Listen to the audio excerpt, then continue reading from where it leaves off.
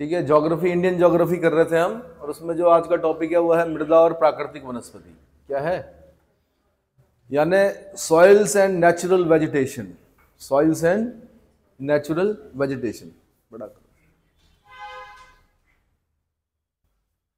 पहला पॉइंट, मृदा शब्द की उत्पत्ति लैटिन भाषा के शब्द सोलम, SOLUM से हुई है, जिसका अर्थ है फर्श यानी फ्लोर। जिसका अर्थ क्या होता है?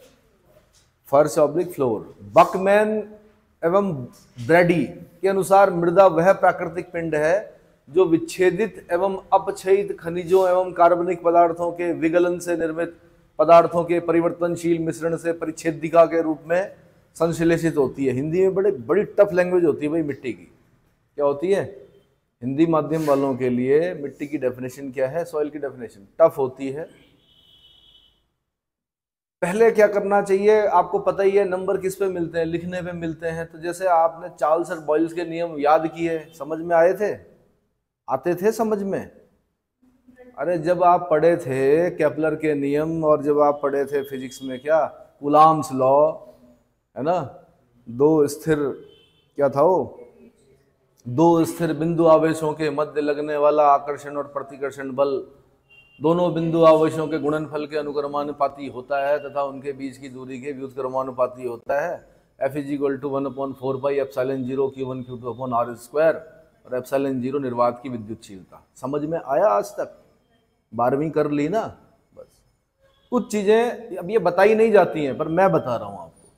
कुछ चीजें क्या कीजिए, अभी समझ में नहीं आ रही हैं तो आपने अपना काम तो करना ही है। आपने 1 साल के अंदर क्या करना, अपना कोर्स पूरा करना है, पेपर देना है ना।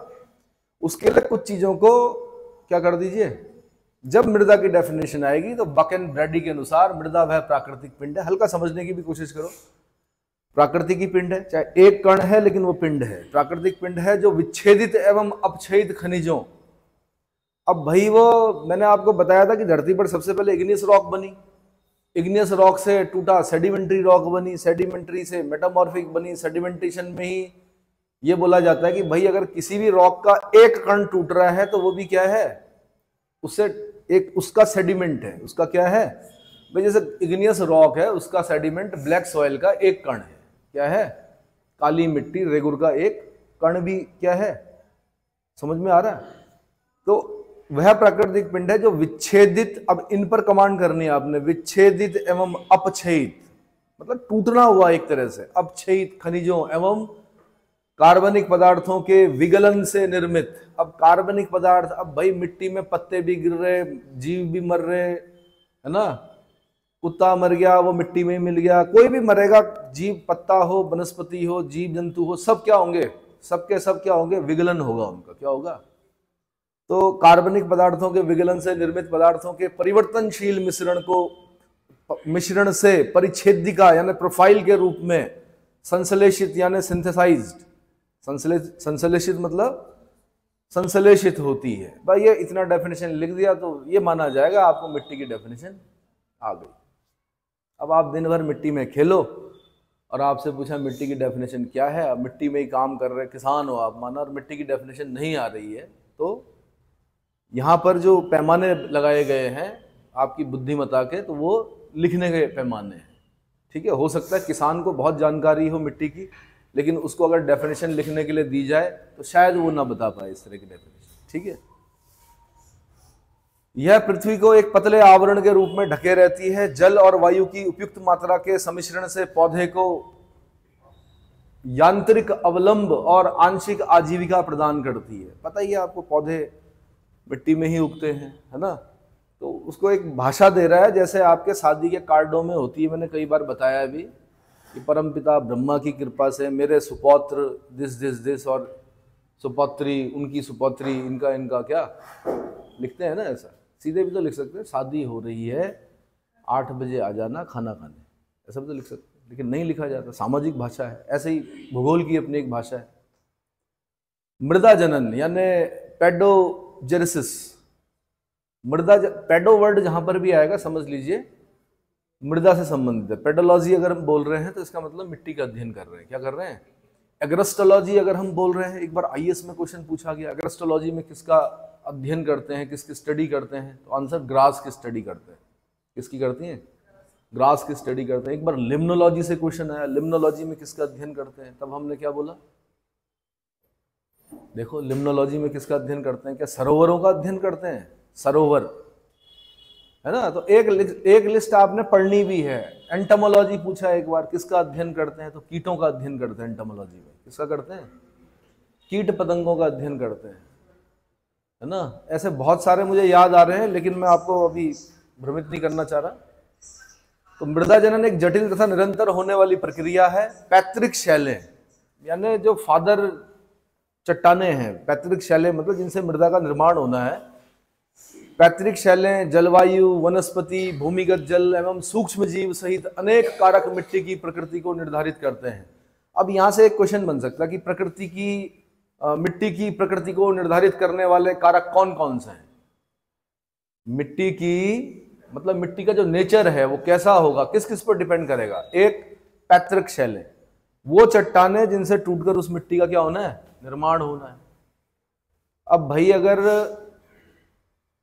इग्नियस रॉक से टूटकर किसी मिट्टी का निर्माण होना है तो वो ब्लैक सॉइल है। क्या है? रेगुर है। किसी और रॉक से टूटकर अगर मिट्टी का निर्माण होना तो वो अलग प्रकार की मृदा होगी। तो ये ऑप्शन देगा आपको। तो आपने क्या करना है, यहाँ से क्वेश्चन बनाना है प्री के लिए कि मिट्टी की प्रकृति को निर्धारित करने वाले कारक कौन कौन से हैं। पहला लिखना आपने पैतृक शैलें, दूसरा लिखना आपने जलवायु, दूसरा क्या लिखना है? जलवायु। भाई बारिश होगी नहीं तो रेगिस्तानी बनेगा, रेत बनेगी। बारिश होगी, बाढ़ आएगी तो क्या बनेगा? उपजाऊ मिट्टी बनेगी, एलुवियल सॉइल बनेगी। बाढ़ आएंगी तो, है ना? दूसरा जो कारक है वो क्या है? जलवायु। तीसरा कारक क्या है? वनस्पति। तीसरा कारक क्या है? वेजिटेशन। चौथा कारक है भूमिगत जल, और पांचवा कारक है सूक्ष्म जीव। ये पांच चीजें मिट्टी की प्रकृति को, मिट्टी के नेचर को क्या करते हैं? निर्धारित करते हैं। ये एक प्री का क्वेश्चन बन गया, ठीक है? पैतृक शैलें मिट्टी को आधारभूत खनिज तथा पोषक तत्व प्रदान करते हैं। ये तो पता ही है आपको। मिनरल्स कहाँ से मिलेंगे? पैतृक शैलों से मिलेंगे। जो उस चट्टान, जिस चट्टान से टूटकर वो मिट्टी का निर्माण हुआ है, उस चट्टान में जो खनिज होंगे वही खनिज किसको प्राप्त होंगे? वही मिनरल्स किसको प्राप्त होंगे? मिट्टी को प्राप्त होंगे, है ना? और पैतृक शैलें पोषक तत्व जो प्राप्त होंगे वो भी किससे होंगे? पैतृक शैलें। जबकि जलवायु मिट्टी के निर्माण में रासायनिक तथा सूक्ष्म जैविक क्रियाओं का निर्धारण करती है। जिस जगह पर उस मिट्टी का निर्माण हो रहा है, उस मिट्टी की प्रकृति पर वहां की जलवायु का बहुत ज्यादा इफेक्ट पड़ता है। क्या पड़ता है? अब एक जलवायु ऐसी है जहां पर सूरज की किरणें पहुंच ही नहीं रही हैं, और पहुंच भी रही हैं तो उसमें इंसोलेशन, सूर्य तप नहीं है। और एक जगह ऐसी है कि रॉक पर इतनी चटक धूप लग रही है कि क्या बहुत ज्यादा तेज, मतलब हीट कर रही है, वो दिन में इतना गर्म कर रही है कि उसको छूना भी क्या हो रहा है? संभव नहीं हो पा रहा है। तो यही बोल रहा है कि जलवायु मिट्टी के निर्माण में, जब मिट्टी का निर्माण हो रहा था तो रासायनिक यानी केमिकल तथा सूक्ष्म जैविक, माइक्रो ऑर्गेनिज्म, सूक्ष्म जीव जैविक किसको बोलते हैं? माइक्रो ऑर्गेनिक क्रियाओं का निर्धारण करती है। वनस्पति मिट्टी में ह्यूमस की मात्रा निर्धारित करने में निश्चित भूमिका अदा करती है। जहां पर वनस्पति होगी, वनस्पति माना पेड़ पौधे हैं, पेड़ों से पत्ते गिरेंगे, वो मिट्टी में क्या होंगे भाई? सड़ेंगे, गलेंगे, जो भी है मिट्टी में मिलेंगे, तो वहाँ ह्यूमस की मात्रा ज़्यादा होगी। जहाँ पर पेड़ पौधे नहीं होंगे, जहाँ बहुत ज़्यादा बारिश होगी, वहाँ पर फिर वो ह्यूमस की मात्रा क्या हो जाएगी? कम हो जाएगी, है ना?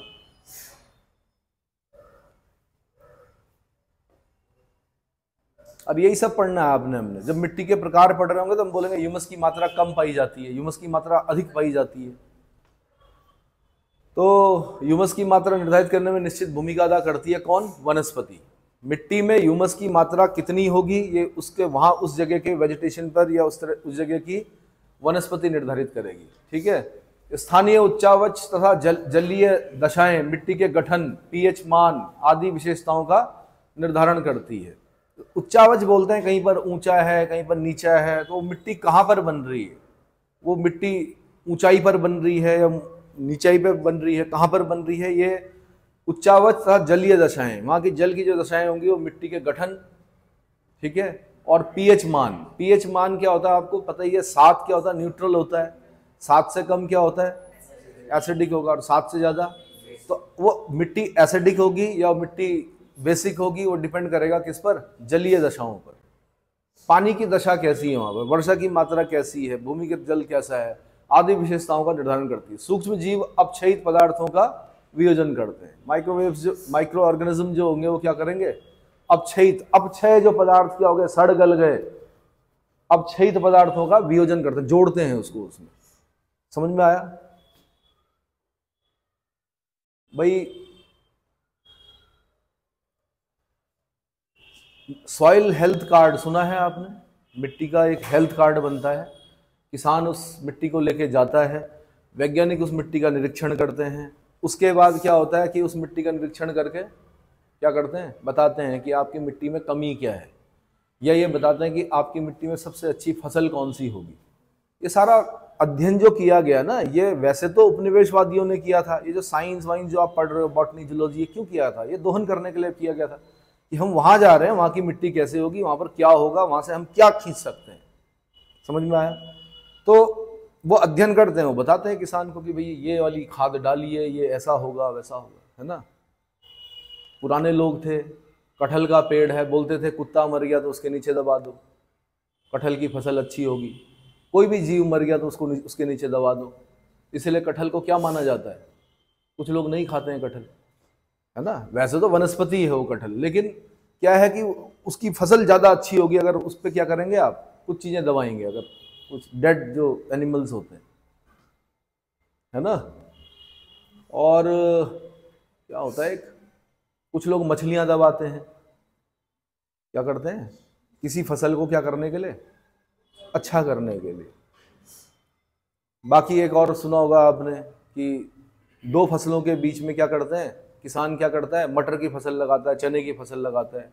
क्यों लगाता है? लेग्यूमिनस कुल के पौधे हैं, ठीक है। नाइट्रोजन की मात्रा बढ़ानी है मिट्टी में, कैसे बढ़ाएंगे? तो नाइट्रोजन स्थिरीकरण का जो कार्य करते हैं, स्थिरीकरण मतलब फिक्सेशन, वायुमंडल से नाइट्रोजन को लेकर फिक्स करता है। वो कौन? एक जीवाणु होता है उसकी जड़ की गांठ पर, राइजोबियम, है ना। तो वो क्या करेगा, नाइट्रोजन फिक्सेशन का काम करेगा, ठीक है ना। वो सब चीजें क्या है, अध्ययनों के बाद पता चली। और कुछ चीजें जरूरी नहीं है कि अध्ययन से पता चली, हो सकता है किसान को ज्यादा नॉलेज हो आपसे, क्या हो कि भाई ऐसा करने से ऐसा होगा। अगला, जलवायु मृदा जनन के विभिन्न प्रक्रमों, जैसे लेटरीकरण, पाइजोलीकरण, पॉडजोलाइजेशन बोलते हैं इसको, कैल्सीकरण, लवणीकरण, क्षारीयकरण। इसके इंग्लिश में भी देखते रहिए, जैसे कैल्सीकरण को कैल्सिफिकेशन बोलते हैं, लवणीकरण और क्षारीयकरण को बोलते हैं। सेलाइन जहां पर भी वर्ड कर रहे होंगे हम, तो लवण होता है उसका मतलब, सेलाइन मतलब नमकीन, लवण। अब घर में मेहमानों को मत बोल देना कि सेलाइन ले लीजिए सर थोड़ा। सेलाइन मतलब स्वाद में जो नमकीन है ना, सेलिनाइजेशन और एल्कलाइजेशन तथा पीट रचना, पीट फॉर्मेशन, पीट रचना यानी पीट फॉर्मेशन को सक्रिय बनाने में सबसे महत्वपूर्ण कारक है। जलवायु क्या क्या करती है? जलवायु ये सारे काम करती है उस मिट्टी के क्या करने में। भारत उष्ण और उपोष्ण कटिबंध में स्थित है। भारत क्या है? उष्ण और उपोष्ण कटिबंध में स्थित है।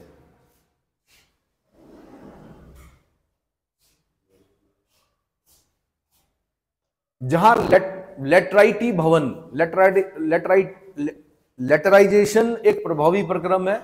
वर्षा ऋतु के दौरान मूसलाधार वर्षा, प्रायद्वीपीय पठार की मिट्टियों में उच्च स्तरीय निक्षालन क्रिया। अब ये आपने, ये बड़े इंपॉर्टेंट टर्म है, जैसे लीचिंग। अब लीचिंग क्या हुई? बहुत ज्यादा जब बारिश होगी तो जितने भी पोषक तत्व हैं मिट्टी के, वो सब क्या हो जाएंगे, वर्षा के साथ, वर्षा के जल के साथ बह जाएंगे, और मिट्टी के पोषक तत्व क्या हो जाएंगे, खत्म, मतलब कम हो जाएंगे, खत्म हो जाएंगे। उसी को हम क्या बोल रहे हैं, लीचिंग बोल रहे हैं। हिंदी में उसको क्या बोलते हैं? निक्षालन बोलते हैं। क्या बोलते हैं? निक्षालन बोलते हैं।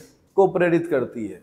उत्तर पश्चिम के शुष्क तथा अर्ध शुष्क प्रदेश में वाष्पीकरण की उच्च दर मिट्टियों में केशिका क्रिया को प्रेरित करती है। केशिका किसको बोलते हैं? कैपिलरी को। किसको बोलते हैं? कैपिलरी। आपने फिजिक्स में पढ़ा होगा या केमिस्ट्री, फिजिक्स में पढ़ते हैं ना कैपिलरी। किस में पढ़ते हैं? दोनों में होती है। चलो, तो जब क्या होगा, गर्म होगा, उष्ण उत्तर पश्चिम वाला जो क्षेत्र है वहां पे शुष्क और अर्ध शुष्क प्रदेशों में वाष्पीकरण ज्यादा होगा। वाष्पीकरण को क्या बोलते हैं हम? इवेपोराइजेशन, ठीक है। इवेपोराइजेशन जब ज्यादा होगा कि उच्च दर से मिट्टियों में केशिका क्रिया, यानी उनके बीच में क्या बन जाएगी, मिट्टी की पकड़ ढीली होगी, उनके बीच में क्या बनेंगी, केशिकाएं बनेंगी, कैपिलरीज बनेंगी, केशिका क्रिया को प्रेरित करती है, जिससे मिट्टी की ऊपरी परतों में कैल्शियम एकत्रित हो जाता है। पंजाब हो गया, हरियाणा हो गया, वहां पर सबसे बड़ी समस्या क्या है, यही तो है। सॉरी, वो लवण है, वो अलग चीज है। सॉरी, वहां पे क्या है कि इरिगेशन की वजह से क्या हो गया, नमक की परत जम गई है। क्या हो गई है, नमक की परत जम गई है। वो इरिगेशन बहुत ज्यादा, अगर आप नहरों से पानी की सिंचाई कर रहे हैं किसी खेत की, तो कुछ समय बाद वो खेत के ऊपर सफेद सफेद सी एक क्या दिखती है, परत दिखती है, जिसकी वजह से समस्या उत्पन्न हो जाती है किसान को, ठीक है। फिर उसका ट्रीटमेंट कराना पड़ता है। आगे, देश के अधिकांश भाग, विशाल मैदान, तटीय क्षेत्र एवं दक्कन में अकटिबंधीय यानी एजोनल मिट्टियां मिलती हैं, जिनका निर्माण उनके स्थान पर नहीं हुआ है। ये मिट्टियां बाह्यजात प्रक्रमों से निर्मित हुई है। काप की मिट्टियां नदियों द्वारा लाए गए अपरदित पदार्थों से निर्मित है, जबकि दक्कन की लावा मिट्टियां ज्वालामुखी शैलों के विखंडन से बनी है। अब मैं बोल रहा हूं भाई, उत्तर प्रदेश, बिहार, ये वाला क्षेत्र है, जैसे यहाँ पर मिट्टी कहाँ से आई, वहीं पर थोड़े बनी मिट्टी, वहां पर तो खड्डा था जिसे बोलते हैं। जब हिमालय का फॉर्मेशन हुआ तो वहां पर तो बहुत गहरा खड्डा था। हिमालय से आने वाली नदियों ने अपने साथ जो सेडिमेंट लेके आई, उनको क्या किया, एलुवियल सॉइल जो लेके आई, क्या करती रही, उनको डिपॉजिट करती रही। मिट्टी कहीं की थी, निर्माण मतलब जमा कहीं पर हुआ। तो कई बार ऐसा होता है कि किसी क्षेत्र की जब हम क्या पढ़ रहे होते हैं, मिट्टी देख रहे होते हैं, तो हमें ये नहीं मानना चाहिए कि इसका निर्माण यहीं पर हुआ, वो कहीं और से लाई गई क्या है, मिट्टी है। कई बार हवा द्वारा उड़ाकर लाई जाती है। एक मैंने एग्जाम्पल दिया था कि लोयस एक क्षेत्र है, कई लाख वर्ग किलोमीटर क्षेत्र का, आपका चाइना में जो जगह पड़ती है, वहां पर लोयस के मैदान बने हैं। वो क्या हुआ कि हवा से मंगोलिया की जो गोबी डेजर्ट की जो सबसे बारीक रेत है, उसको उड़ाकर हवा लाखों सालों से क्या कर रही है, एक जगह पर, किसी एक लाख, कई लाख किलोमीटर क्षेत्रफल होगा वहां का, वहां पर जमा कर रही है। तो अब लोयस को हम देखेंगे, हम बोलेंगे क्या गजब की, क्या, लेकिन है क्या, वो कहीं और की मिट्टी थी, कहीं और पर क्या हुई, डिपॉजिट हुई। इतना समझ में आया। काप, एलुवियल सॉइल को ही बोल रहे हैं हम। काप की मिट्टियां नदियों द्वारा लाए गए अपरदित, अपर्दन बोलते हैं इरोजन को, क्या बोलते हैं, तो अपरदित पदार्थों से निर्मित है, जबकि दक्कन की लावा मिट्टियां ज्वालामुखी शैलों के विखंडन से। दक्कन में क्या हुआ था, दक्कन में मैंने कहा ज्वालामुखी का विस्फोट दो प्रकार से होता है। क्या होता है, एक होता है विस्फोट के साथ, देखे होंगे, थोड़ा बहुत वीडियोस देखे होंगे। एक होता है शांत प्रकार, दरार पड़ती है, लावा निकलता है, बिस्ता रहता है, बिस्ता रहता है, पता नहीं कितने किलोमीटर तक नीचे की क्या है, लावा की पड़ते हैं।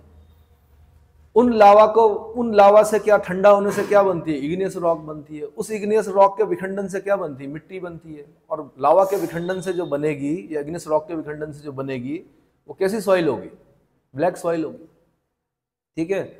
विस्फोटक प्रकार जब होता है ज्वालामुखी, तो क्या होता है कि उसमें वॉल्केनिक डस्ट भी होती है। क्या होती है, वो भी तो बैठेगी कहीं ना कहीं पर। वॉल्केनो को safety valve of the earth कहा जाता है। वॉल्केनो बहुत जरूरी है पृथ्वी के लिए। अगर वॉल्केनो ना होते, तो जैसे प्रेशर कुकर की सीटी बंद कर दो तो एक दिन प्रेशर कुकर फटेगा, वैसे पृथ्वी भी फटेगी, टुकड़े टुकड़े हो जाएगी। इसलिए अच्छा है, सेफ्टी वॉल्व है वॉल्केनो। जगह जगह से क्या हो रहा है, जो अंदर की वो है क्या, वो निकल रही है अलग अलग जगह से। और वॉल्केनो अच्छी चीज मानी जाती है। हम तो इसलिए रोते हैं क्योंकि हमें नुकसान हो रहा है। वॉल्केनो जब फटेगा तो वॉल्केनिक डस्ट निकलेगी, टफ निकलेंगे, बहुत सारी चीजें निकलती हैं उसमें, है ना, लैपिली निकलेगा, जो पदार्थ होते हैं, तो वो क्या होंगे, कहीं ना कहीं डिपॉजिट होंगे। और बड़ी उपजाऊ भूमि होती है वो। क्या होती है, कभी आप यूएसए के अगर हवाईन आइलैंड पर जाने का मौका मिलेगा, तो बहुत उपजाऊ जगह है, वॉल्केनिक मिट्टी है वहां पर, बड़ी अच्छी फसल होती है, पाइनएप्पल होते हैं बहुत अच्छे, है ना। चलो जी आगे।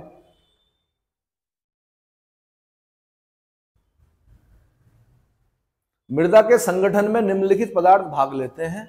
यहां से लिख दीजिए, मेंस का क्वेश्चन है, मृदा का संगठन, मेंस का क्वेश्चन है।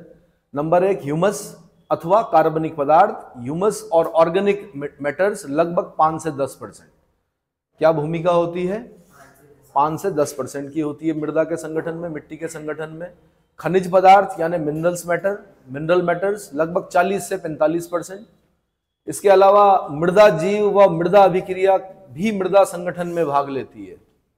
मृदा जीव व मृदा अभिक्रिया भी मृदा संगठन में भाग लेती है। अगला मृदा जल, सॉइल वाटर लगभग 25%, मृदा वायु यानी सॉइल एयर लगभग 25%।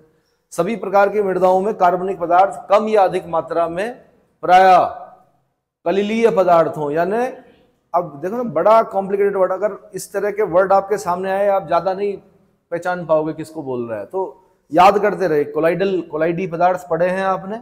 आइसक्रीम क्या होता है? कोलाइड होता है। कीचड़ क्या होता है? कोलाइड होता है। क्या होता है? पढ़े हो कोलाइडी? हाँ, आइसक्रीम क्या होता है और कीचड़ क्या होता है? होमोजीनियस, हेट्रोजीनियस कुछ याद आ रहा है? समांगी और विषमांगी याद आ रहा है? तो मैं अपेक्षा कर रहा हूं कि आप सब लोग पढ़े लिखे हैं, ग्रेजुएट हैं, कुछ लोग ग्रेजुएशन कर रहे हैं, 12वीं पास हो चुके हैं। इन चीज़ों में नहीं जाऊंगा मैं कि समांगी, विषमांगी, होमोजीनियस, हेट्रोजीनियस, कोलाइडी, मैं मान के चल रहा हूं आप लोगों को पता है। नहीं पता है तो घर में जाके अपनी पुरानी पोथी पत्रियां यानी पुस्तकें उठाइए और उसमें देखिए कोलाइडी सॉल्यूशन क्या होता है। ठीक है। कलिलीय पदार्थों कोलाइडल सब्सटेंसेस के रूप में पाए जाते हैं। ये मृदा की उर्वरता यानी फर्टिलिटी को बढ़ाते हैं। कृपया बातें ना करें, क्लास एटिकेट्स। ये मृदा की उर्वरता को बढ़ाते हैं। उष्णकटिबंधीय मृदा में कार्बनिक पदार्थों की मात्रा कम होती है।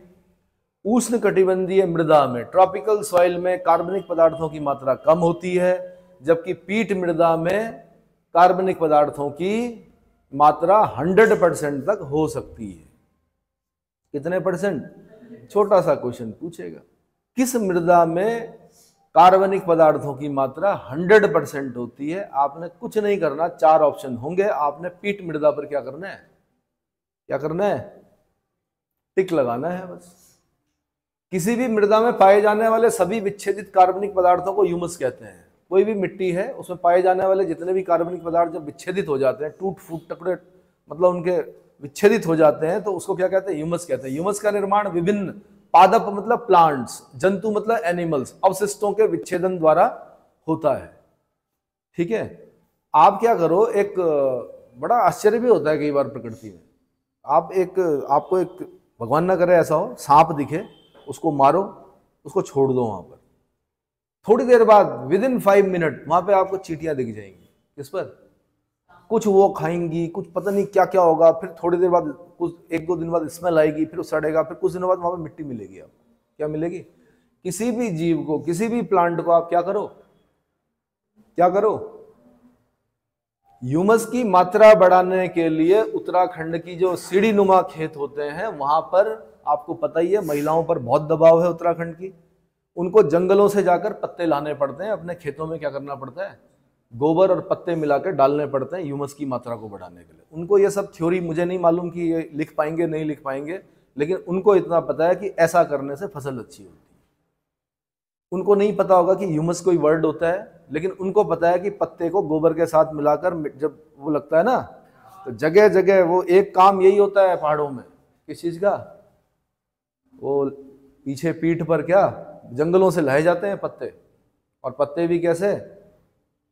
किसके? चीड़ के। पिरूल मत ले आना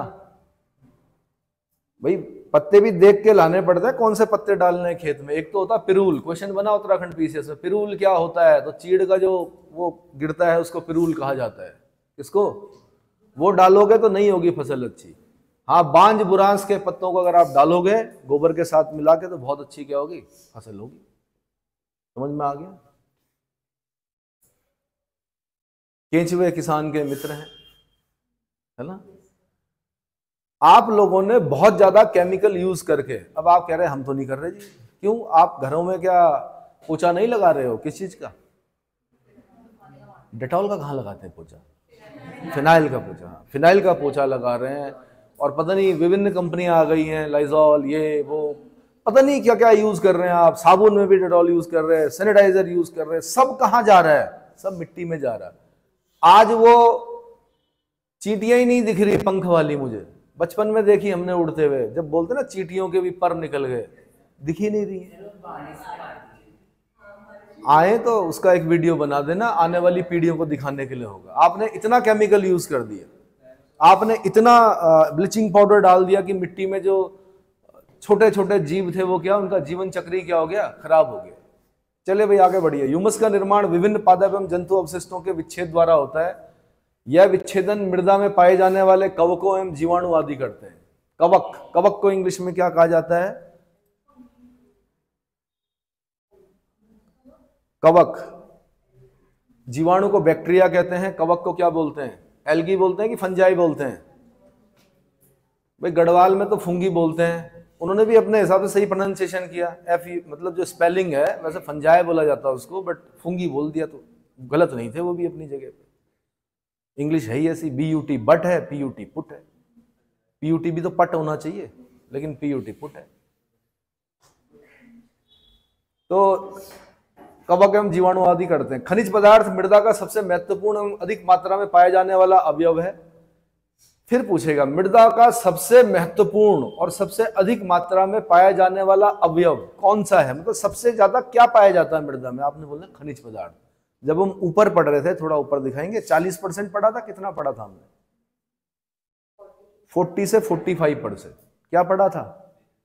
खनिज पदार्थ, मिनरल्स, यही पढ़ा था। तो वहां से क्वेश्चन बनेगा। प्री में एक सिंपल सा क्वेश्चन बना दिया मैंने कि सबसे ज्यादा मात्रा में पाया जाने वाला अवयव कौन सा है। आंसर खनिज पदार्थ। आगे, ये मृदा अंश में दो प्रकार के होते हैं, प्राथमिक खनिज, द्वितीयक खनिज। प्राथमिक खनिजों में क्वार्ट्ज, ऊपर कीजिए भाई, प्लेजियोक्लेज, मास्कोवाइट, बायोटाइट, ऑर्थोक्लेज, हॉर्नब्लेंडे और ओगाइट। अब आप कहेंगे तो बड़े कठिन शब्द हैं, तो भाई अब प्राथमिक खनिज हैं, इनकी लिस्ट आपको वर्टिकल में लिखनी पड़ेगी। Number 1 quartz, number 2 plagioclase, number 3 muscovite, number 4 biotite, number 5। बोलना सीखो, बोलोगे नहीं मुंह से। जब बोलना है, जब मैं बोल रहा हूं बोलो तो फिर बोलो, जब मैं बोल रहा हूं चुप रहो तो उस समय चुप रहो।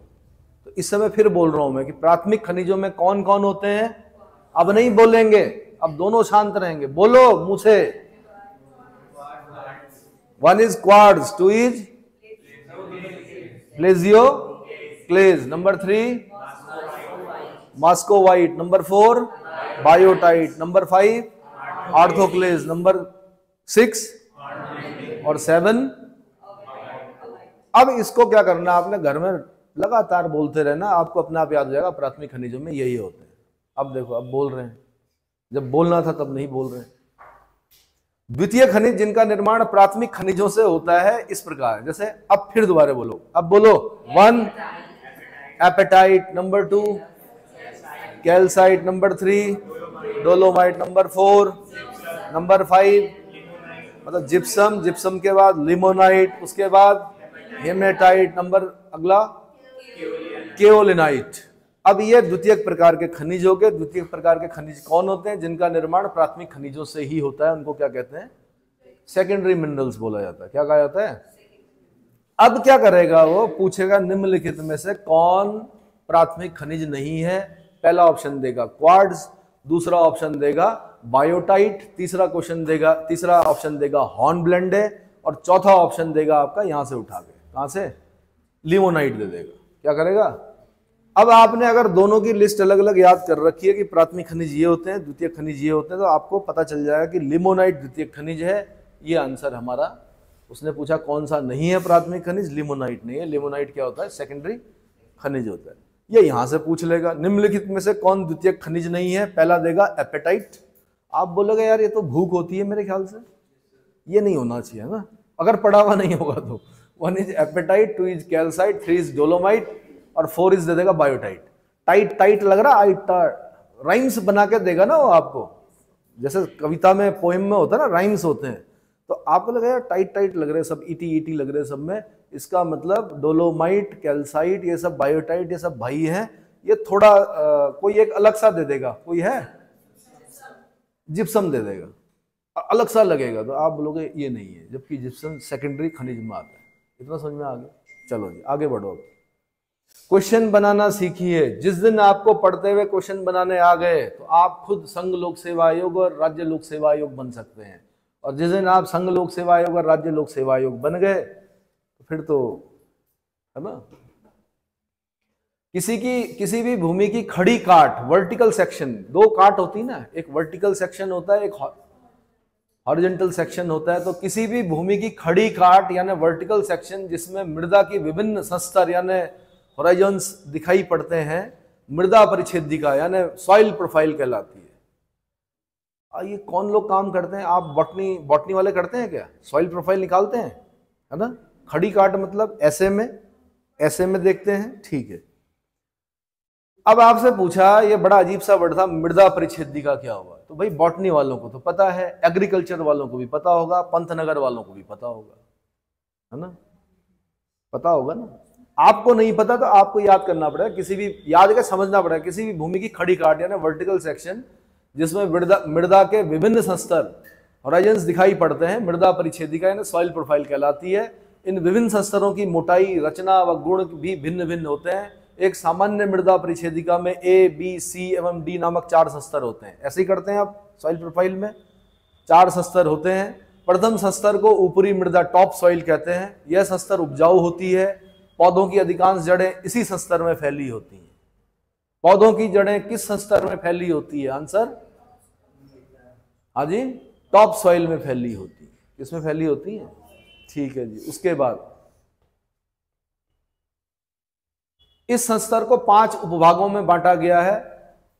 5 उपभागों में बांटा गया। 20 स्तर को अधो मृदा यानी सब सॉइल कहते हैं। 20 स्तर को क्या कहते हैं? ये भी क्वेश्चन है आपका, कहां गया? 5 उपभाग किस स्तर के? टॉप सॉइल के 5 क्या होते हैं? उपभाग होते हैं। उसके बाद मैंने कहा अगले पे आ गए हम। 20 स्तर को अधो मृदा यानी सब सॉइल कहते हैं।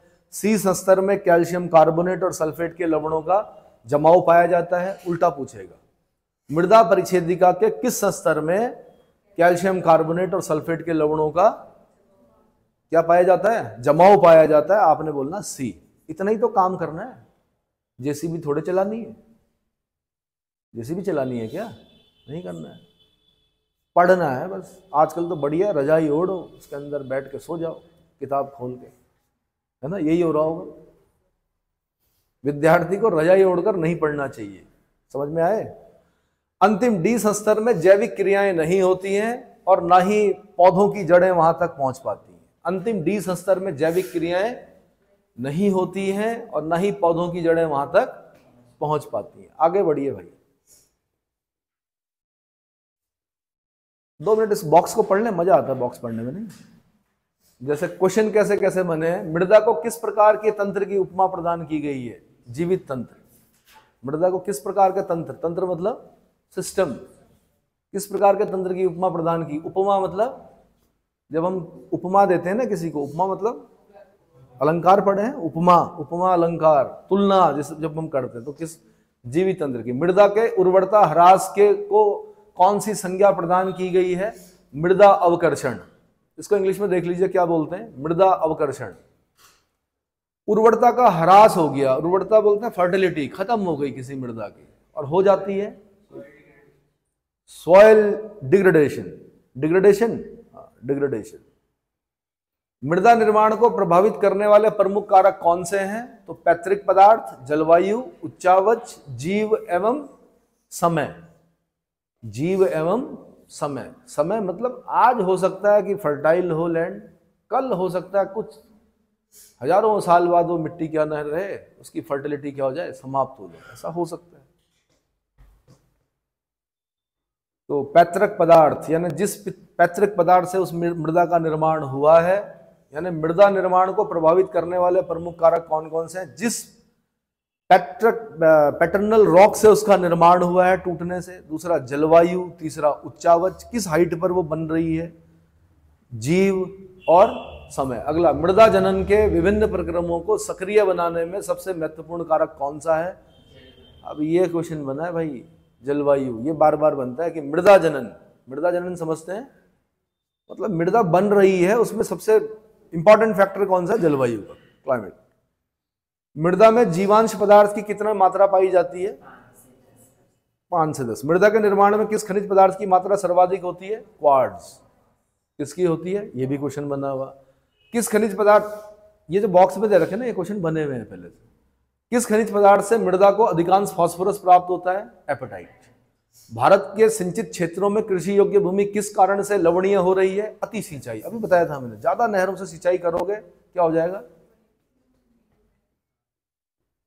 जिस जगह पे आप बैठे हो इस जगह पर हमने खेती होते हुए देखी है। हमने अब यहाँ पर ये जहाँ पे आपका ये यहाँ से नहर आती थी, वो नहर से खेतों में लोग यहाँ पानी लगाते थे। उस नहर में इतनी बड़ी बड़ी मछलियां आती थी, बगुले आते थे, क्या आते थे, एक पारिस्थितिकी तंत्र था यहाँ पर, था।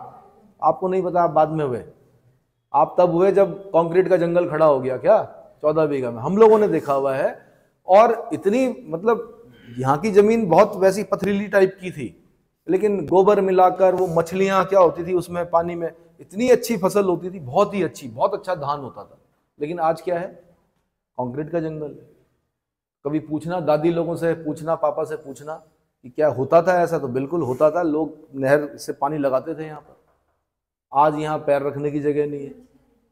पहले ट्रक जाता है, फिर थोड़ा आगे जाके रास्ता संकरा, सिर्फ कार जा सकती है, फिर आगे जाके स्कूटी जा सकती है, फिर आदमी को भी ऐसे करके चलना पड़ता है, कैसे, है ना। कुछ समय बाद लेकिन लोग हेलीकॉप्टर से क्या करेंगे, इन जगहों पर अपने अपने घर के ऊपर हेलीपैड बनाएंगे और ऊपर से ही आएंगे, क्योंकि रास्ते में तो जगह दिख नहीं रही मुझे। और ये क्या, इसको क्या बोलते हैं, अतिक्रमण बोलते हैं। क्या बोलते हैं, अतिक्रमण। चलो, मृदा खनिज अंश विभिन्न प्रकार के कणों के रूप में पाया जाता है। मृदा खनिज अंश, खनिज मतलब बार बार याद रखिए, मिनरल्स, ध्यान दीजिएगा, काम आएगा। विभिन्न प्रकार के कणों के रूप में पाया जाता है। मृदाओं में निम्नलिखित आकार और व्यास, आकार तो समझते हैं साइज, व्यास समझते हैं डायमीटर, डायमीटर के मृदा कण पाए जाते हैं। यथा बजरी, ये यूपीएससी ने क्वेश्चन पूछा भाई, और आज नहीं पूछा, कई सालों पहले पूछ लिया। ग्रेवल, 5 मिलीमीटर से अधिक व्यास वाले कण को क्या कहते हैं, ग्रेवल, बजरी। बारीक बजरी, फाइन ग्रेवल, 2 मिलीमीटर से 5 मिलीमीटर तक व्यास वाले कण क्या कहलाते हैं, फाइन ग्रेवल कहलाते हैं। मोटी बालू, कोर्स सैंड, 0.2000 मिलीमीटर से 2 मिलीमीटर तक व्यास वाले कण क्या कहलाते हैं, मोटी बालू कहलाते हैं। उससे आगे बारीक बालू, फाइन सैंड, 0.020 मिलीमीटर से 0.200 मिलीमीटर तक व्यास वाले कण क्या कहलाते हैं, बारीक बालू यानी फाइन सैंड। अगला गाद यानी सिल्ट, गाद यानी सिल्ट, 0.002 मिलीमीटर से 0.020 मिलीमीटर तक व्यास वाले कण क्या कहलाते हैं, गाद कहलाते हैं, सिल्ट कहलाते हैं। चिकनी मिट्टी, क्ले, चिकनी मिट्टी क्या होती है, 0.002 मिलीमीटर से कम व्यास वाले कण क्या कहलाते हैं, चिकनी मिट्टी, क्ले कहलाते हैं। अब ये यूपीएससी ने पहचानने के लिए दिया। अब क्यों दिया होगा फ्री में, वो आपकी धैर्य परीक्षा लेती है। अब आपने बड़ा 0.02 का, कौन याद कर रहा है यार, 0.002, 0.020, 0.002, कौन याद कर रहा है इतना। लेकिन जिसने याद किया उसका एक क्वेश्चन सही हुआ, वो फिर उसने मेंस लिखा, फिर इंटरव्यू दिया, फिर लवासना गया, फिर क्या, आज वो पता नहीं किस काडर में क्या कर रहा होगा। जिसने नहीं पढ़ा वो अपनी कहानियां सुना रहा होगा कि मैंने जी प्री निकाला, लेकिन फिर मैंने प्री नहीं निकला मेरा, मैंने 4 चांस मिलते थे, ऐसा हुआ वैसा हुआ, कुछ बहाने बना रहा होगा। असफल लोग क्या करते हैं, बहाने बनाते हैं। लेकिन ये ध्यान रखना कि असफलता के पीछे कहीं ना कहीं कुछ ना कुछ कमी होती है आपकी तरफ से। क्या होता है, आपकी स्ट्रेटजी की कमी होती है, आपके अध्ययन की कमी होती है, कुछ ना कुछ होता है। और 1% भाग्य की कमी। किसकी कमी, भाग्य की कमी। जब कृष्ण ने अपनी बुआ कुंती से कहा कि बुआ मांगो, कुछ वरदान मांगो, तो बुआ ने कहा मेरे बेटों को भाग्यशाली बनाना। क्या बनाना, भाग्यशाली बनाना। तो उसने कहा, कृष्ण ने कहा बुआ आप कुछ और भी तो मांग सकती थी, आपके सामने ऐसा नहीं बोला, बट त्रिलोकी बोल रहे थे वरदान मांगो, कुछ भी मांग सकती थी। बुआ ने कहा सारे गुण हैं मेरे बच्चों के अंदर, ठीक है, 7 हाथियों का बल है भीम के अंदर। बेटा मेरा धर्मराज जो है वो क्या है, सत्यवादी है, धर्मराज बोलते हैं उसको। और अर्जुन जो है सर्वश्रेष्ठ धनुर्धर है, कोई कमी नहीं है। नकुल सहदेव बड़े सुंदर हैं, बड़े चरित्रवान, जो भी है, सबके अंदर सभी गुण हैं, लेकिन भाग्य नहीं है इन लोगों का। तो इनको क्या देना, भाग्य देना। तो इसलिए बोल रहा हूं मैं कि 1% लक भी होता है। क्या होता है, 99% परस्पिरेशन एंड 1% लक। अगर आपका सिलेक्शन होना होगा तो सृष्टि षड्यंत्र करेगी, और अगर नहीं होना होगा तो तब भी सृष्टि में षड्यंत्र होंगे, है ना। सब कुछ तैयारी के बावजूद भी कुछ ऐसा हो रहा होगा, तब तक आपके सेंटर पे उल्का पिंड गिर जाएगा। क्या हो जाएगा, मैं एक मजाक कर रहा हूं, लेकिन कुछ ना कुछ होगा, सृष्टि षड्यंत्र करेगी। और मैंने देखा है अपने 21 साल के कैरियर में बच्चों को पढ़ाते हुए कि बहुत अच्छे अच्छे बच्चे भी, और वो कहीं ना कहीं नेगेटिविटी का भी परिणाम होता है। जो नेगेटिव थे उनके साथ नेगेटिव हुआ, जो पॉजिटिव थे उनके साथ पॉजिटिव हुआ। एक याद है मुझे, एक बालिका बोलती है, सर भाग्य नहीं है, भाग्य नहीं है, ऐसा नहीं है, वैसा नहीं है, पढ़ने में जबरदस्त टॉपर जिसे बोलते हैं, लेकिन जिस दिन मेंस लिखना था उस दिन उंगली टूट गई हाथ की। और स्पेशल घर से अपने फादर को लेके गई कि कहीं कुछ ऐसा ना हो जाए, जिसे बोलते हैं ना, क्या बोलते हैं यार, पहले से जो एक शंका सी होती है कि कुछ हो ना जाए, कुछ हो ना जाए, इंट्यूशन जिसको बोलते हैं कि कुछ गड़बड़ ना हो जाए। हुआ, आगे जाके फादर की स्कूटी क्या हुई, वो ही उसका हाथ भी दाहिना वाला, और दाहिने हाथ में भी क्या फिंगर, क्या होगा फिंगर भी कौन सी वाली, अंगूठा टूट जाता है एक बार के लिए, अंगूठा नहीं सॉरी, ये छोटी वाली उंगली टूट जाती है, नहीं टूटा क्या है, वही वाला जिससे लिखना था। ऐसा होता है कई बार, ठीक है। तो कृपया पॉजिटिव रहिए, लास्ट तक अच्छे शब्दों का प्रयोग किया करो। मृदाओं में उपरोक्त कण विभिन्न अनुपातों में पाए जाते हैं। मृदाओं में उपरोक्त कण विभिन्न अनुपातों में पाए जाते हैं। इन कणों के व्यास और अनुपात के आधार पर भारत में मुख्य रूप से निम्नलिखित प्रकार की मृदाएं पाई जाती है। बलुआ मृदा, गाद मृदा, चिकनी मृदा, दोमट मृदा। किसान जानता था, उसने रखा है नाम दोमट। दो मिट्टियां जिसमें दिख रही हैं तो दोमट बोल दिया उसने। मट मतलब मिट्टी, दो मतलब दोमट मिट्टी, चूना मृदा, बलुई दोमट आदि। अब आपने फिर ये याद करना है कि भारत में मुख्य रूप से कितने प्रकार की मृदाएं पाई जाती हैं। तो वन इज बलुई मृदा, बालू बोलते हैं सैंड को, किसको बोलते हैं।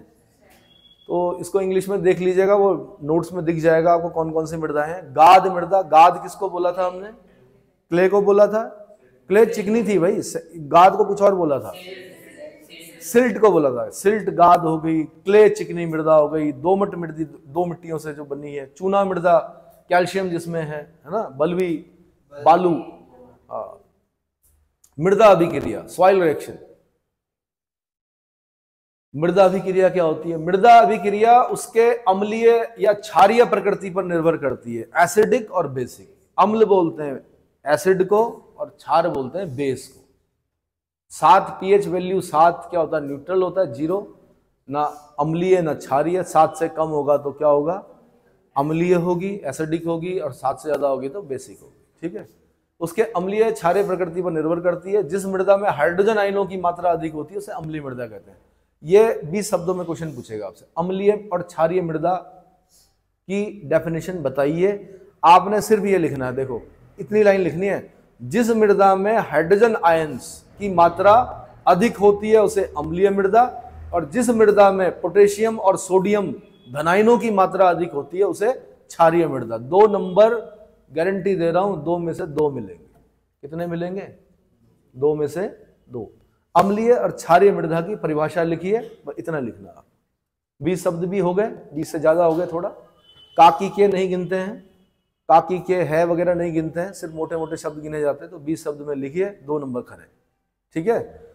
क्या याद करना है? प्री के हिसाब से अम्लीय मृदा में हाइड्रोजन आयन की मात्रा, और एल्कलाइन सॉइल में पोटेशियम और सोडियम धनायनों, धनायन समझते हैं, धनायन बोलते हैं कैटायंस, कैटायंस को बोलते हैं, और ऋणायन बोलते हैं एनायंस को। क्या बोलते हैं?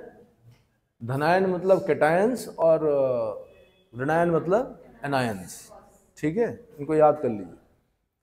अम्लीय मृदा में अम्लीय गुण व क्रियाओं व क्षारीय मृदा में क्षारीय गुण व क्रियाएं पाई जाती हैं। अब देखो भाई, मैं एक चीज बता रहा हूं आपको, कुछ बच्चे बड़े उससे देखते हैं कि क्या बता दिया। अब इतना मैं अपेक्षा कर रहा हूं कि 6, 7, 8 में आपने साइंस पढ़ी होगी। क्या पढ़ी होगी? ठीक है, आप साइंस बैकग्राउंड के नहीं है, लेकिन एक कैटायंस एनायंस है, ये 6 से शुरू हो जाते हैं आपके, होते हैं। तो ये मैं मान के चल रहा हूं आप लोगों को पता है। आगे, अम्लीय मृदा में अम्लीय गुण व क्रियाएं व क्षारीय मृदा में क्षारीय गुण व क्रियाएं पाई जाती हैं। मृदा अभिक्रिया पीएच में नापी जाती है। उदासीन मृदा पीएच का मान 7 होता है, ये बार बार क्वेश्चन बनता है। अम्लीय मृदा में इनका मान 7 से कम होता है, क्षारीय मृदा में इनका मान 7 से ज्यादा होता है। खत्म, 7 से ज्यादा होता है। पौधों की वृद्धि सामान्यतः पीएच 6 से पीएच 7.5 के मध्य होती है। ये क्वेश्चन बनेगा आपका प्री में। क्या बनेगा? कि अगर पौधों की वृद्धि के लिए मिट्टी की अम्लता और क्षारीयता किसके मध्य होनी चाहिए, तो आंसर 6 से 7.5 के बीच में होनी चाहिए। पीएच मान कितना होना चाहिए? 6 से 7.5। 6 से कम भी हो गया तो हम बोलते हैं भाई मिट्टी एसिडिक हो गई, और अगर ज़्यादा हो गया 7.5 से ज़्यादा होगा तो हम बोलते हैं मिट्टी क्षारीय हो गई, फसल अच्छी नहीं होगी। ठीक है, सॉइल हेल्थ कार्ड। अधिक अम्लीय या क्षारीय मृदा पौधों के लिए हानिकारक होती है। क्लियर हो गया? ठीक है, अब मेन से लिखे यहाँ भारतीय मृदा का वर्गीकरण, यहाँ पे लिखे 16 नंबर। क्या लिखना है? पीसीएस में 16 नंबर का क्वेश्चन आएगा। चित्र बनाना पड़ेगा, भारत का मैप बनाना पड़ेगा, मिट्टी दिखानी पड़ेगी। क्या दिखानी पड़ेगी? मिट्टी दिखानी पड़ेगी। मिट्टी के जो मैप होगा उसके मिलेंगे 5 नंबर। सुंदर सा बनाओगे तो 5 नंबर, और टेढ़ा मेढ़ा बनाओगे तो, और अगर आपने उसमें पाक ऑक्युपाइड कश्मीर और रक्साई चीन को नहीं लिया तो मैं 0 नंबर।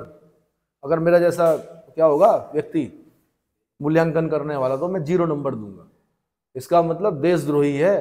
पाक ऑक्युपाइड कश्मीर और रक्साई चीन को उसने मान लिया है मन से कि क्या हमारे पास नहीं है, हमारा ही है। उसको क्या करना, पूरा भारत का सुंदर सा मैप बनाकर, और बहुत जल्दी विदिन 2 मिनट में मैप बनाकर जल्दी जल्दी लाइनें क्या होनी चाहिए, ड्रॉ हो जानी चाहिए। इतना टाइम नहीं मिलता है, मुश्किल से 7 या 8 मिनट मिलते हैं एक क्वेश्चन को करने के लिए। ठीक है।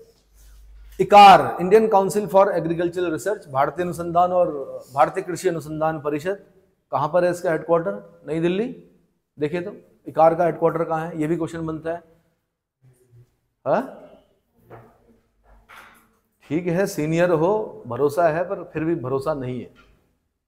देख लो, चेक कर लो एक बार, मोबाइल उठाओ। नई दिल्ली में ही है ना। तो भारतीय कृषि अनुसंधान परिषद ने 1986 में देश में 8 प्रमुख तथा 27 गौण प्रकार की मिट्टियों की पहचान की थी। प्रमुख 8 प्रकार की मिट्टियां दो लिखित है। नंबर 1 जलोढ़, नंबर 2 लाल, काली, लेटराइट, मरुस्थलीय, पर्वतीय, पीट, दलदली और लवणीय क्षारीय मृदा। क्लियर हो गया? ऊपर करो भाई। उपरोक्त जलोढ़ मिट्टी कितनी है? 43.4% भाग पर है भारत के। लाल मिट्टी कितनी है? 18.6% भाग पर है, क्षेत्र पर है। ठीक है। काली मिट्टी कितनी है? 16.6% क्षेत्र पर है। लेटराइट मिट्टी कितनी है? 3.7% क्षेत्र पर है।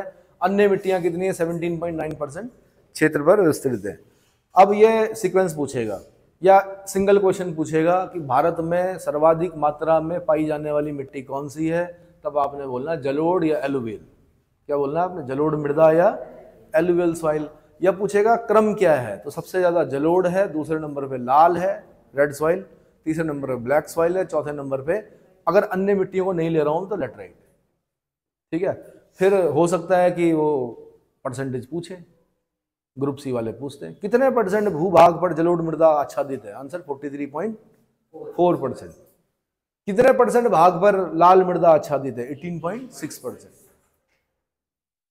जब पेपर होने वाले होते थे ना, हम अपने गुरुजी के पास जाते थे, गुरुजी जरा, गुरुदेव जरा कुछ इंपॉर्टेंट बता दो। तो उनका आंसर बड़ा गजब का होता था। आज मैं यहाँ पर खड़े होकर आपको पढ़ा रहा हूँ और मैं भी वही बोलूंगा जो हमारे गुरुजी बोलते थे, गुरुदेव बोलते थे। वो कहते थे सारे काले अक्षर इंपॉर्टेंट है।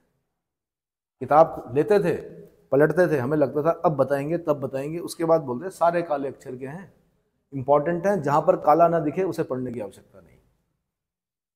समझ में आ गया? काले अक्षर मतलब समझ में आ रहा है ना? हाँ ठीक है जी। अब जलोढ़ मृदा एलुवियल सॉइल्स,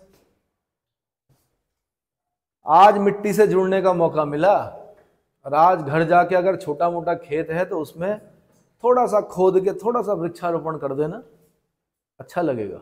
जब पेड़ हमारे सामने बड़ा हो रहा होता है ना तो बहुत अच्छा लगता है, और जब वो फल देता है फिर तो ऐसा लगता है कि बस ठीक। जलीय जलोढ़ मिट्टियां विशाल मैदानों, पंजाब से असोम तक, नर्मदा, तापी, महानदी, गोदावरी, कृष्णा, कावेरी की घाटियों एवं केरल के तटवर्ती भागों में लगभग 15 लाख वर्ग किलोमीटर क्षेत्रफल देश के 43.4% भू क्षेत्र पर विस्तृत है। कितने पर? 43.4 क्षेत्र पर विस्तृत है। ये मिट्टियां नदियों द्वारा अपरदित पदार्थों से निर्मित है। नदियां बाढ़ लाती हैं। ओल्ड बांगर, न्यू खादर। जो ओल्ड एलुवियल सॉइल है उसको बांगर बोलते हैं, नई एलुवियल सॉइल जो उसको खादर बोलते हैं। जब कभी पुरानी बाढ़ जो थी उससे क्या बनी? बांगर, उसको आज बांगर बोलते हैं। नई जो आती रहती है बाढ़ उससे जो निर्मित जो डिपॉजिट मिट्टी है उसको हम क्या बोलते हैं, खादर। ठीक है, आगे ये मिट्टियां नदियों द्वारा अपरदित पदार्थों से निर्मित है। आगे आगे करो भाई, चेतक बनो। ये हल्की भूरे रंग, भूरे से राख जैसे भूरे रंग की है तथा गठन में रेतीली से दोमट प्रकार की है। रेतीली से दोमट प्रकार की है। इन मिट्टियों की परिच्छेदिका, परिच्छेदिका को क्या बोला था हमने, प्रोफाइल। परिच्छेदिका, परिच्छेदिका उच्च भूमियों में अपरिपक्व तथा निम्न भूमियों में परिपक्व है। निम्न भूमियों में क्या, परिपक्व है। ऊपर जाइए। बाढ़ के मैदान की कांप को स्थानीय रूप से खादर कहा जाता है तथा पुरानी कांप जो अपरदन से अप्रभावित होती है बांगर कहलाती है। ओल्ड बांगर, न्यू खादर। बांगर भूमि में कंकर तथा, ओल्ड है ना इसलिए कंकर तथा अशुद्ध कैल्शियम कार्बोनेट की ग्रंथियां पाई जाती हैं जिन्हें कंकड़ कहते हैं। बांगर के निर्माण में क्ले, चीका मिट्टी का प्रमुख योगदान रहता है। यह दोमट या रेतीली दोमट प्रकार की मृदा है। इन मृदाओं में पोटास, अब ये इंपॉर्टेंट होता है भाई, मैंने बोला था ना, पोटास, फास्फोरिक एसिड, चूना, जैव पदार्थ की प्रचुरता पाई जाती है, परंतु नाइट्रोजन और ह्यूमस की कमी पाई जाती है। नाइट्रोजन और ह्यूमस की कमी, ये खास ध्यान देना आप। और सच बताऊं तो 250 शब्दों में लिखना है, इतना थोड़े लिखना है जितना इसने लिखा हुआ। इसी को उठाते हैं हम लोग जब मेंस का आंसर बना रहे होते हैं, तो इसी को उठाते हैं। किसको, मोटी चीजें जिस पर नंबर देखते ही क्या लग जाए शिक्षक को, कि क्या मूल्यांकन करने वाले शिक्षक को कि हाँ पता है नहीं। यह मिट्टी धान, गेहूं, गन्ना, दलहन, तिलहन आदि की खेती के लिए उपयुक्त होती है एलुवियल सॉइल। आगे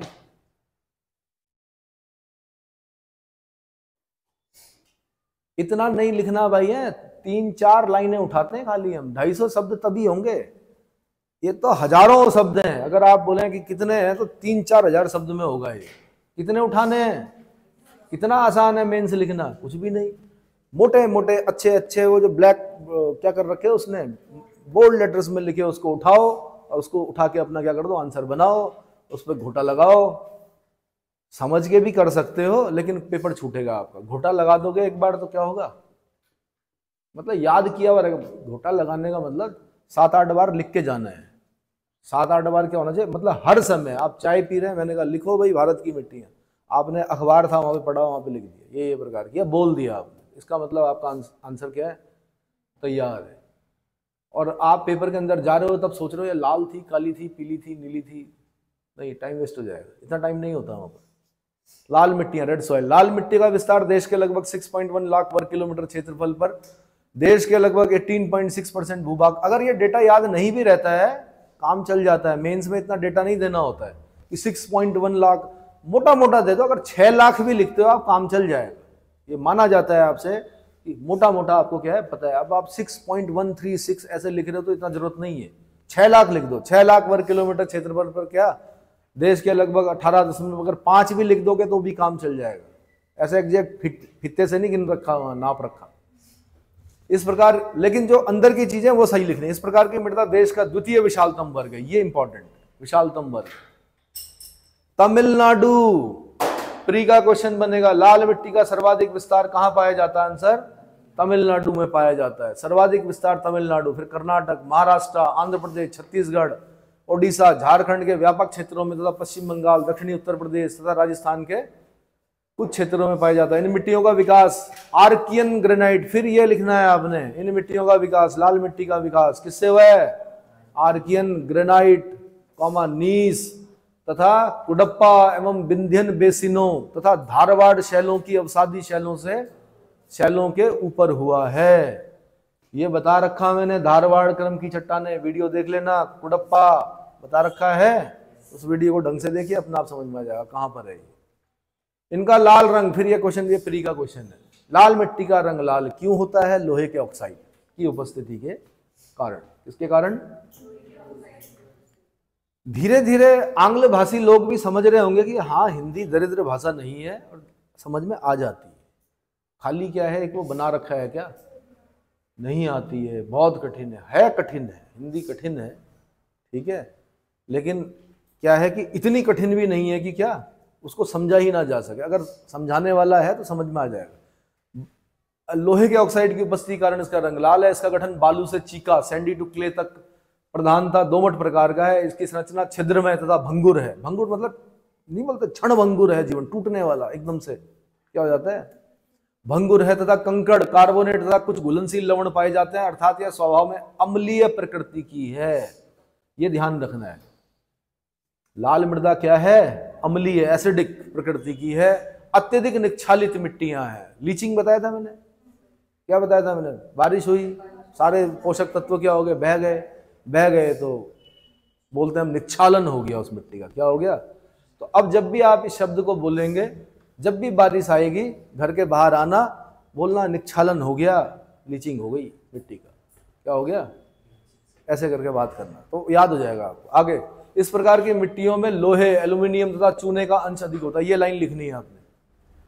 किंतु जीवांश पदार्थ नाइट्रोजन तथा फास्फोरस की कमी पाई जाती है। ये मेन मतलब जो चेक करने वाले शिक्षक होते हैं ना, वो इसको देखते हैं। इस मिट्टी में क्या है, लोहे, एल्युमिनियम और चूने की अंश अधिक है, किंतु जीवांश पदार्थ नाइट्रोजन और फास्फोरस की कमी पाई जाती है। मतलब इसको खींचना है, और अगर फालतू चीजें नहीं भी खींच रहे कोई दिक्कत नहीं है।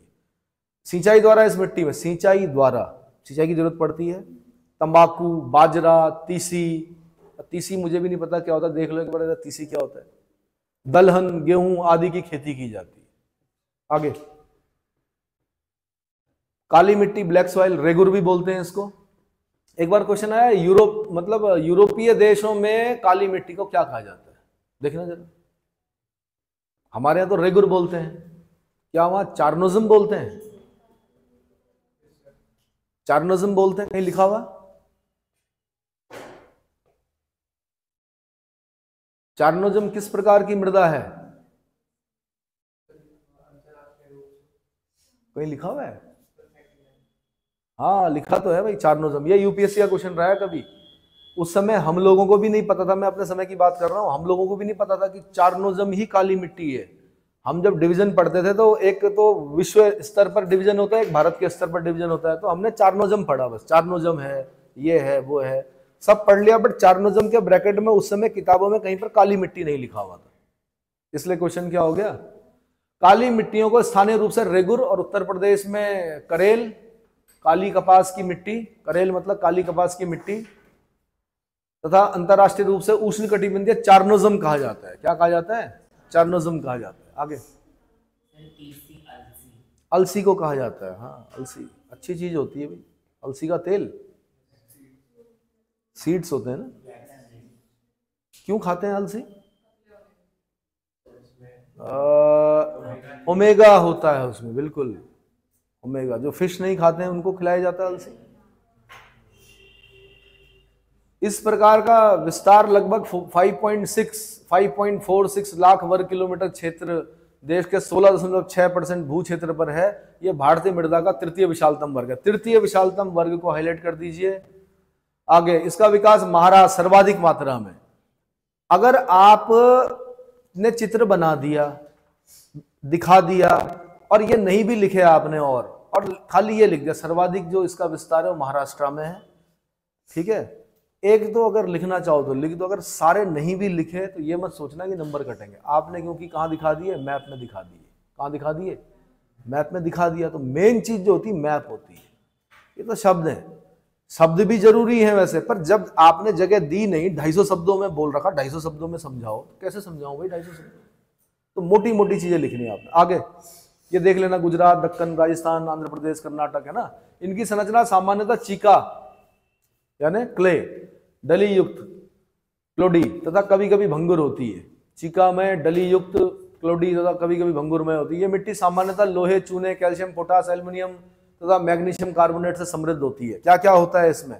लोहा, चूना, कैल्शियम, पोटास, एल्युमिनियम तथा मैग्नीशियम कार्बोनेट से समृद्ध होती है। इसमें नाइट्रोजन, फास्फोरस तथा जैविक पदार्थों की कमी होती है। नाइट्रोजन, फास्फोरस तथा जैविक पदार्थों की कमी। इसमें जल धारण करने की क्षमता ये क्वेश्चन, सर्वाधिक जल धारण करने की क्षमता किसमें होती है? आंसर काली मिट्टी में होती है। अतः यह जल से संतृप्त होने पर मृद और चिपचिपी हो जाती है तथा सूखने पर इसमें गहरी दरारें उत्पन्न होती हैं। यह भी प्री का क्वेश्चन है।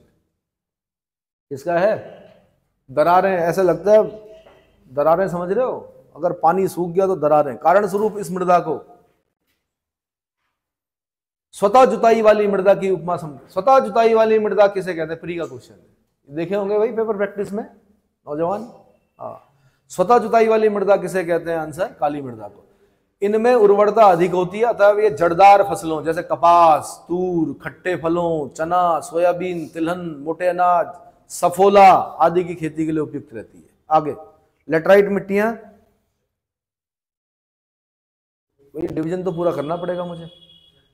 हाँ, लेटराइट मिट्टियां लगभग 1.26 लाख वर्ग किलोमीटर क्षेत्र, देश के लगभग 3.7% भू क्षेत्र पर विस्तृत है। देश में इस प्रकार की मृदा का सर्वाधिक क्षेत्रफल क्रमशः केरल, महाराष्ट्र, असोम में पाया जाता है। केरल, महाराष्ट्र, असोम लिखना जरूरी है, केरल, महाराष्ट्र, असोम।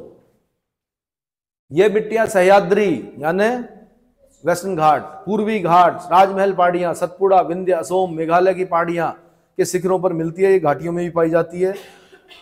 लेटराइट मिट्टियों का स्वरूप ईंट जैसा होता है, भीगने पर यह कोमल तथा सूखने पर कठोर व डलीदार हो जाती हैं।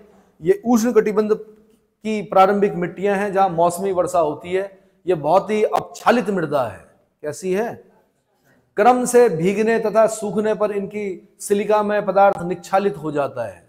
निक्षालन, लीचिंग, निक्षालन मतलब लीचिंग हो जाता है। इनका लाल रंग लोहे के ऑक्साइड की उपस्थिति के कारण होता है। ये मिट्टियां सामान्यतः लोहे तथा एल्यूमिनियम से समृद्ध होती हैं। इनमें नाइट्रोजन, पोटास, चूना तथा जैविक पदार्थ की कमी होती है। ये प्रायः कम उर्वरता वाली मिट्टियां हैं, किंतु उर्वरकों के प्रयोग से इनमें चाय, ये पूछेगा, चाय के लिए सबसे उपयुक्त मिट्टी लेटराइट मिट्टी। कहवा के लिए सबसे उपयुक्त मिट्टी कौन सी? लेटराइट मिट्टी। रबर के लिए सबसे इंपॉर्टेंट मिट्टी कौन सी? लेटराइट मिट्टी। सिनकोना, जिसकी छाल से कुनैन, मलेरिया की दवा प्राप्त की जाती है। काजू, है ना, क्या बोलते हैं, कैशूनट, काजू, विविध प्रकार की बागवानी खेती सफलतापूर्वक की जाती है। अगला मरुस्थलीय मिट्टी। मरुस्थलीय मिट्टी का विस्तार राजस्थान, सौराष्ट्र, पता ही है, राजस्थान में होगा, सौराष्ट्र में होगा, कच्छ में होगा, हरियाणा तथा दक्षिणी पंजाब के लगभग 1.42 लाख वर्ग किलोमीटर क्षेत्रफल पर है। और यही समस्या है पंजाब और हरियाणा की, मरुस्थल फैल रहा है। ऐसा ना हो डेजर्ट क्या हो जाए, डेजर्ट फैलते भी हैं, अंदर तक आ गया दिक्कत हो जाएगी। ये मिट्टियां बलुई से बजरी युक्त होती हैं, ग्रवली, जिनमें जैविक पदार्थ तथा नाइट्रोजन की कमी है। उन कैल्शियम कार्बोनेट आगे से भिन्न मात्रा पाई जाती है। इसमें घुलनशील लवणों तथा फास्फोरस का उच्च प्रतिशत मिलता है, किंतु नमी की मात्रा कम होती है। सिंचाई द्वारा इसमें ज्वार, बाजरा, मोटे अनाज, सरसों आदि उगाए जाते हैं। पर्वतीय मिट्टियां, हिल सॉइल्स आगे, इनमें इसे वनीय मृदा भी कहा जाता है। प्री का क्वेश्चन है, वनीय मृदा किसे कहा जाता है? आंसर पर्वतीय मृदाओं को कहा जाता है। इनका विस्तार 2.85 लाख वर्ग किलोमीटर क्षेत्रफल पर पाया जाता है। ये नवीन व अविकसित मृदाएं हैं जो कश्मीर से अरुणाचल प्रदेश तक फैली हुई है। नवीन और अविकसित, इसको हाईलाइट करना आपने। इसमें पोटास, चूना, फास्फोरस का अभाव होता है। पोटास, चूना, फास्फोरस का अभाव हाईलाइट करना है। पर जीवांश प्रचुर मात्रा में पाए जाते हैं। जंगल हैं, पत्तियां हैं। पर्वतीय ढालों पर सेब, नाशपाती तथा आलूचा आदि फल वृक्ष उगाए जाते हैं। सामान्यतः इस प्रकार की मृदाएं अम्लीय स्वभाव की होती हैं। अगला है पीट तथा दलदलीय मृदा, पीटी एंड मार्सी सॉइल्स। पीट मृदाएं नम जलवायु में बनती हैं। सड़ी वनस्पतियों से बनी पीट मिट्टियों का निर्माण केरल तथा तमिलनाडु के आर्द्र प्रदेशों में हुआ है। इन मृदाओं में जैविक पदार्थ व घुलनशील नमक की मात्रा अधिक होती है, किंतु इनमें पोटास तथा फॉस्फेट की कमी होती है। ये मृदाएं काली, भारी और अम्लीय होती हैं। दलदली मृदाएं तटीय उड़ीसा, सुंदरवन, उत्तरी बिहार के